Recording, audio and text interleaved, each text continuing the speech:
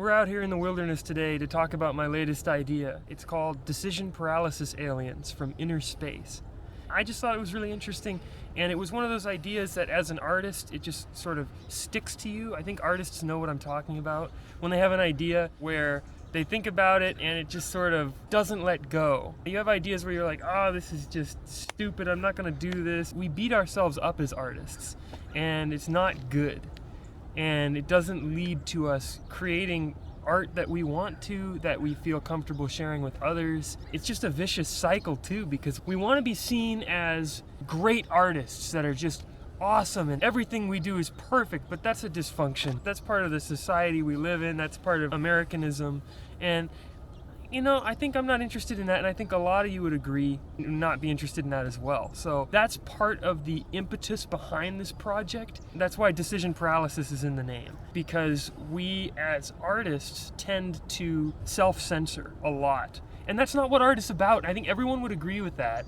It's not about self-censorship. It's about exploring whatever kind of conduit you're receiving from the universe, or however you want to put it, and just putting that down on your medium of choice. This project is also about exploring the benefits of the limitations that can breed creativity. These aliens are imposing limitations on my creativity. That's the whole point of the project.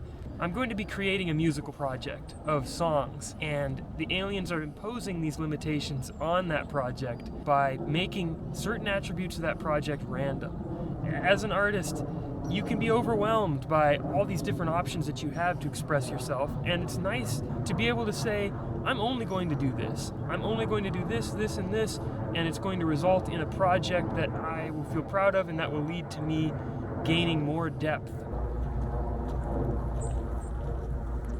By creating with limitations, you're actually setting yourself free.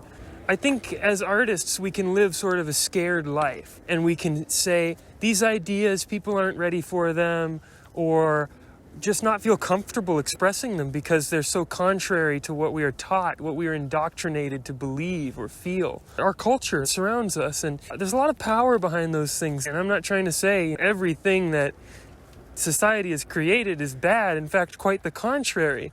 But there are plenty of things to make commentary on, and plenty of things to sort of just say, I don't appreciate that. I think artists intuitively understand that there are different ways of living one's life. I was just talking about this yesterday, this idea of following this creative thread and honoring your ideas. You make a piece of art, you want people to see it. But ultimately, that piece of art stands for an idea, a conception that you had at a specific point in time. And to just make that art and abandon it is not to be true to that idea. You have to make that art and you have to follow it.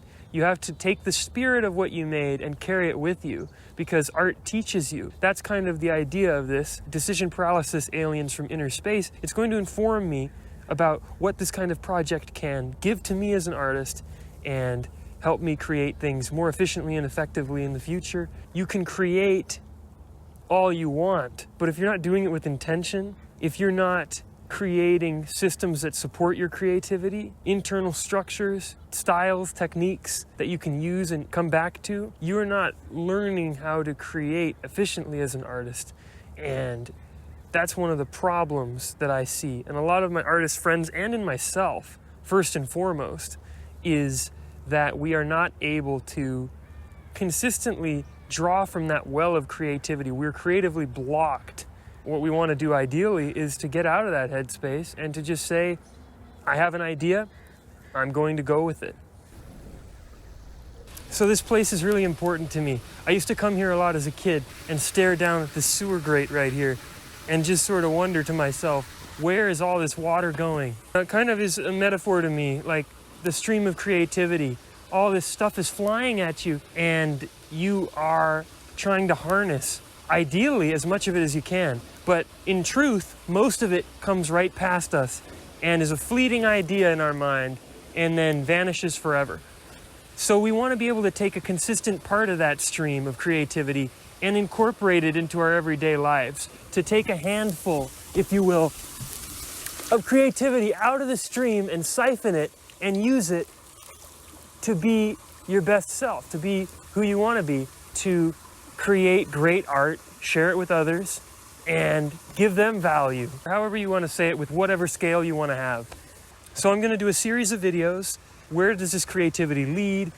How do these self-imposed or alien-imposed restrictions help my creativity? And how can you use this as a lesson for your artist self? You do need to nurture your creativity, and this is just an exercise in like going to the store and buying yourself something, but going to the store and buying your artist self something. Super important.